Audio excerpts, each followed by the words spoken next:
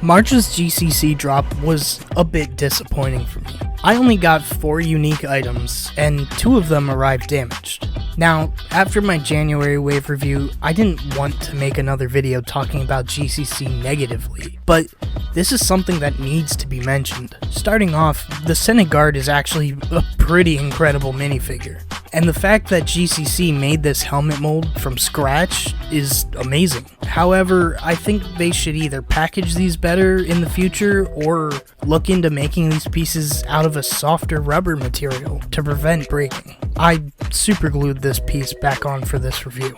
The included cape is perfect and really feels like LEGO's official spongy capes. Really, the only thing holding this figure back was the bad packaging, which they've already announced will be addressed in later releases. I also reached out to GCC and they're sending a replacement. It's just something that shouldn't need to happen in the first place, you know? Some really cool replacement helmets they made are these Umbara 501st helmets, or as I like to call them, animation era clones. These are honestly really fun replacement helmets.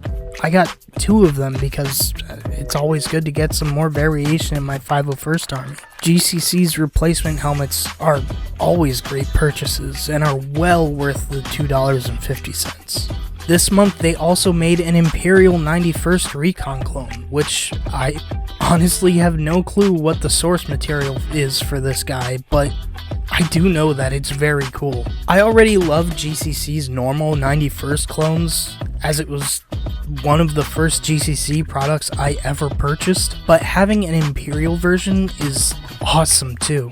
I think this guy looks awesome driving Crosshair's Bark Speeder from the Havoc Marauder. Like I always bring up, I love the weirder clone designs, which applies to this next clone too. This blue Shock Trooper is so unique, and I especially love it because the Shock Trooper pattern is awesome, and blue is my favorite color. This design actually comes from official promotional material for Revenge of the Sith. Honestly, at this point, you can make an entire display of Episode 3 concept clones with just GCC minifigures. Now, unfortunately, like the Senate Guard, this minifig arrived damaged. Except it wasn't USPS's fault. You can see the pretty severe denting on the bottom of this torso, and it's obvious even when the minifigure is fully assembled.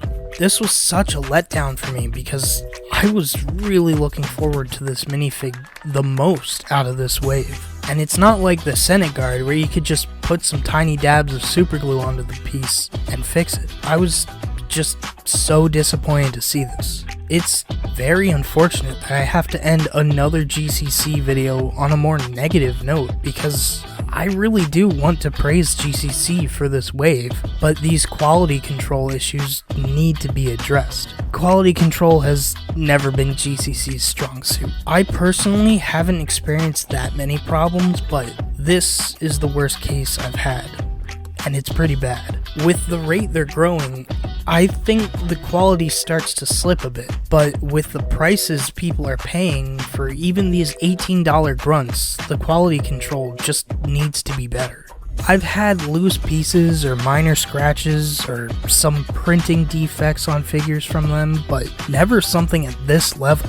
I only want to see GCC succeed and continue to make great custom minifigures, but as I said in my previous video, they need to slow down.